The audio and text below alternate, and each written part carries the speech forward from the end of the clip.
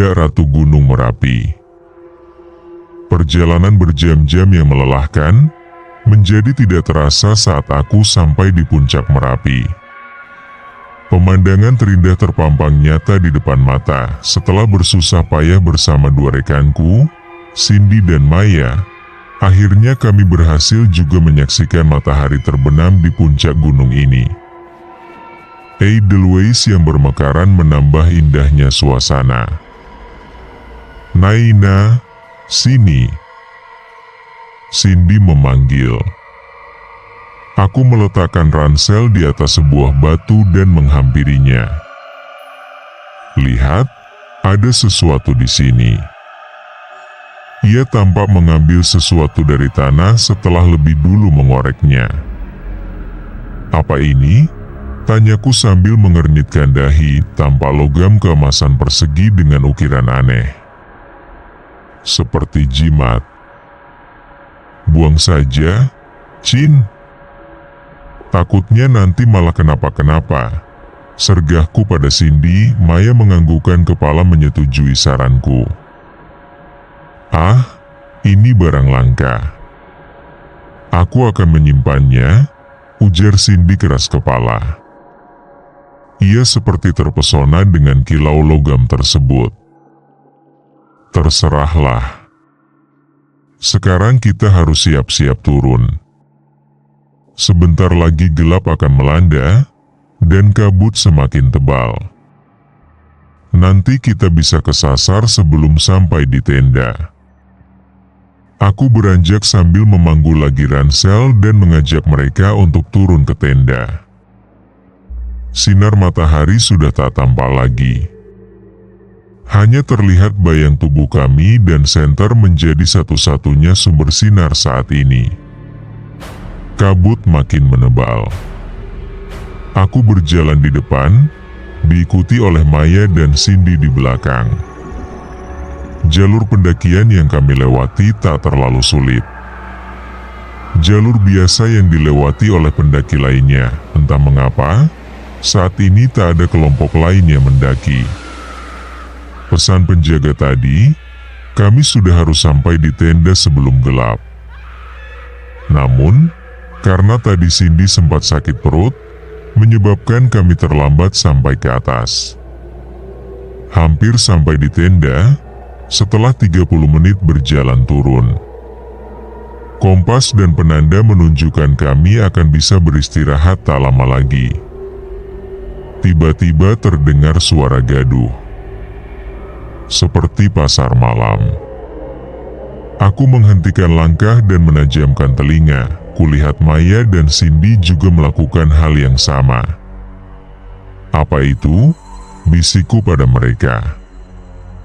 Maya dan Cindy menggeleng sambil mendekat ketakutan. "Bukannya harusnya di sini sepi ya, nah?" Maya berbisik. "Yuk, kita lihat." Aku melangkah perlahan menuju sumber suara. Di balik pepohonan dan semak belukar, tampak keramaian. Orang-orang berpakaian seperti di zaman kerajaan.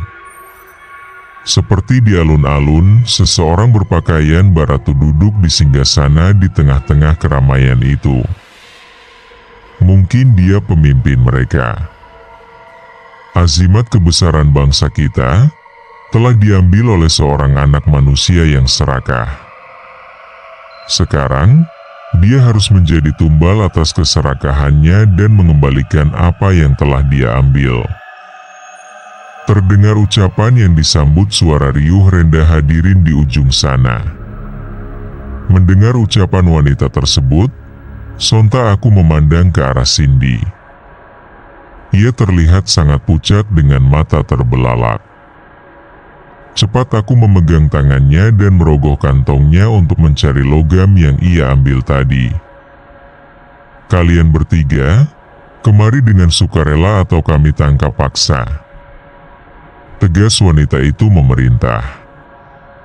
Entah bagaimana dia tahu kalau kami ada di sekitar sini. Tanpa membuang waktu, aku menarik tangan Cindy dan Maya yang terasa sangat dingin. Meski hati berkecamuk dan dada berdebar, kami melangkah perlahan. Ternyata mereka tak seramai yang terlihat. Hanya sekitar 50 orang dari hasil hitung cepatku. Tampak 2 pengawal mendekat. Mereka mengawal kami menuju ke arah singgasana. Sekitar 2 meter di depan Ratu, pengawal menghentikan langkah kami. "Bawa wanita itu ke hadapanku," ujar sang ratu sambil menunjuk pada Cindy.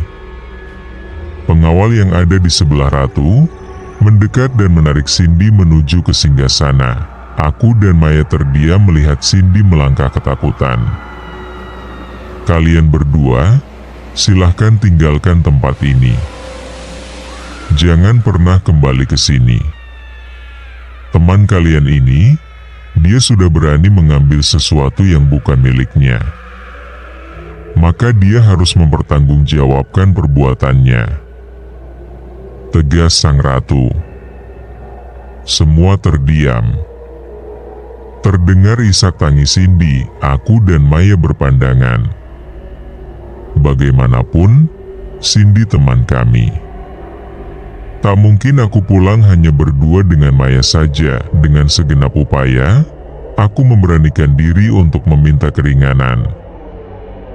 "Maafkan kami, Ratu. Maafkan teman saya. Dia tidak mengetahui kalau itu terlarang. Dia menyimpan itu untuk kenang-kenangan saja. Aku memohon. Tolonglah Ratu, lepaskan kami. Akan kami kembalikan milik Ratu." "Tidak bisa. Itu sudah menjadi aturan di kerajaan ini. Barang siapa mengambil milik kami, maka dia akan membayar dengan nyawanya," tegas sang ratu sambil membelalakan mata. Aku gentar melihat sorot tajam di mata itu. Tangis Cindy semakin keras. Ia menatapku memohon untuk membantunya. "Tolonglah, Ratu. Kami akan sangat berterima kasih jika Ratu mau melepaskan kami semua. Kami berjanji akan lebih hati-hati lagi, Ratu," pintaku memelas. Meski dada berdebar hebat, tapi aku terus mencoba bernegosiasi dengan makhluk penunggu gunung ini. Ternyata benar kabar yang tersiar di kalangan pendaki, bahwa jangan pernah mengambil apapun dari gunung ini jika ingin selamat kembali ke rumah. Ah, dasar Cindy. Bukannya sudah kuperingatkan dia tadi? Tidak ada ampunan. Dia harus menjadi abdi di kerajaanku. Kalian berdua akan aku lepaskan. Pengawal, ikat wanita ini. Dan mereka berdua kirim kembali ke tempat asalnya. Sang ratu bertitah. Cindy terlihat menangis dan meronta saat pengawal ratu hendak mengikatnya. Aku dan Maya berusaha berlari ke arah Cindy dan menggapai tangannya. Malang, pengawal di kanan dan kiri yang sedari tadi diam, menangkap dan menjauhkan kami dari Cindy. Dengan sekali sentak, aku tiba-tiba terhuyung dan hilang kesadaran. Percikan air di wajah membangunkanku. Mimpi yang sangat aneh. Tiba-tiba aku tersadar. Tampak bapak penjaga gunung di depanku memegang sebotol air. "Kenapa tidur di sini, Nak?" tanya si bapak. "Ah, aku ingat, namanya Pak Umar." "Hah? Bukannya kami ada di tenda, Pak?" "Mimpi saya aneh sekali tadi malam," jawabku. "Di tenda bagaimana?" "Anak tidur di depan pos jaga." "Dan ini, kenapa cuma berdua? Bukannya kemarin kalian naik bertiga?" Mimik wajahnya heran. Kesadaran yang sebenarnya menyergapku. Bukannya tadi malam aku masih di atas gunung, Bagaimana bisa sudah sampai di pos dan tertidur di sini? Berdua katanya. Aku memandang ke sebelah. Tampak Maya tertidur pulas. Tanpa menjawab pertanyaan Pak Umar, aku mengguncang tubuh Maya. "Mei, bangun. Bangun, Mei," seruku panik. Aku memandang berkeliling. Hanya ada aku, Maya dan Pak Umar. Cindy ada di mana? Apa itu bukan mimpi? Ugh. Maya perlahan membuka mata. Pak Umar masih menatap kami berdua dengan pandangan heran. "Kita di mana, Nah? Kenapa bukan di tenda?" Maya bertanya sambil bangkit duduk. "Kita ada di pos jaga, Mei." "Dan Cindy tidak ada, Mei," jawabku lemas. "Apa? Kemana Cindy, Nah? Aku barusan mimpi aneh, Nah," serunya. "Itu bukan mimpi, Mei. Sepertinya itu nyata. Itulah kenapa Cindy tak ada bersama kita." Aku berucap sedih. Maya membelalakan mata, menatapku tak percaya. "Ceritakan pada Bapak. Apa yang terjadi, Nak?" Terdengar suara Pak Umar.